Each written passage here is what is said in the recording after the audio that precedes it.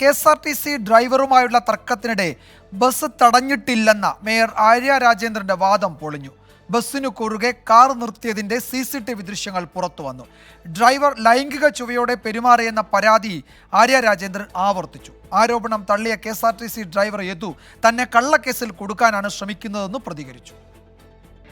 അശ്രദ്ധമായി വാഹനമോടിച്ചെന്നാരോപിച്ചാണ് തിരുവനന്തപുരം മേയർ ആര്യ രാജേന്ദ്രൻ, ഭർത്താവ് സച്ചിൻ ദേവ് MLA എന്നിവർ കെ.എസ്.ആർ.ടി.സി ബസ് ഡ്രൈവർ യദുവുമായി നടുറോഡിൽ വാക്കുതർക്കത്തിലേർപ്പെട്ടത്.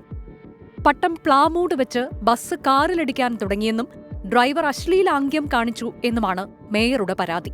സ്ത്രീക്കെതിരെ ഉണ്ടായിട്ടുള്ള ഇത്തരത്തിലുള്ള ഒരു അദ്ദേഹം കാണിച്ചിട്ടുള്ള ആംഗ്യം എത്ര തന്നെ അദ്ദേഹം സാധൂകരിക്കാൻ ശ്രമിച്ചാലും അത് അംഗീകരിക്കാൻ കഴിയുന്നതല്ല. ഞങ്ങൾ മാത്രമല്ല, നാളെ മറ്റ് ആളുകൾക്കും സമൂഹത്തിൽ ഇറങ്ങി നടക്കണം. അതുകൊണ്ട് മാത്രമാണ് പ്രതികരിച്ചത്. അദ്ദേഹത്തിന്റെ ഭാഗത്തുനിന്ന് തന്നെ ഈ അപകടകരമായ രീതിയിൽ വാഹനം ഓടിച്ചതിന് ഇതിനു മുൻപും പല കേസുകൾ റിപ്പോർട്ട് ചെയ്തിട്ടുണ്ട്. അതിനൊക്കെ FIR ഉണ്ട്, കേസെടുത്തിട്ടുണ്ട് എന്നുള്ള സത്യാവസ്ഥ നമ്മളിപ്പോൾ മനസ്സിലാക്കുകയാണ്. ബസിന്റെ ട്രിപ്പ് മുടക്കിയെന്ന ഡ്രൈവറുടെ പരാതി മേയർ തള്ളിയിരുന്നു. എന്നാൽ ബസിന് കുറുകെ സീബ്ര ലൈനിൽ കാർ നിർത്തിയതിന്റെ ദൃശ്യങ്ങൾ പുറത്തുവന്നു. യൂണിവേഴ്സിറ്റി കോളേജിന് സമീപമാണ് സംഭവം.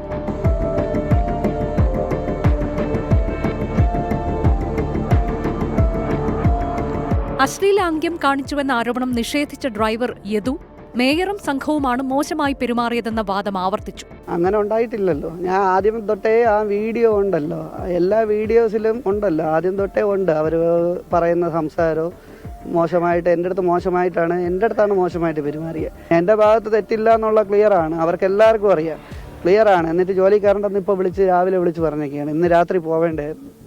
വിളിച്ച് സോറി പറഞ്ഞപ്പോഴത്തേക്കും എൻ്റെ അടുത്ത് വളരെ മോശമായിട്ടാണ് സംസാരിച്ചത്. മേയർക്കും സംഘത്തിനുമെതിരെ ഡ്രൈവർ നൽകിയ പരാതിയിൽ പോലീസ് ഇതുവരെ കേസെടുത്തിട്ടില്ല.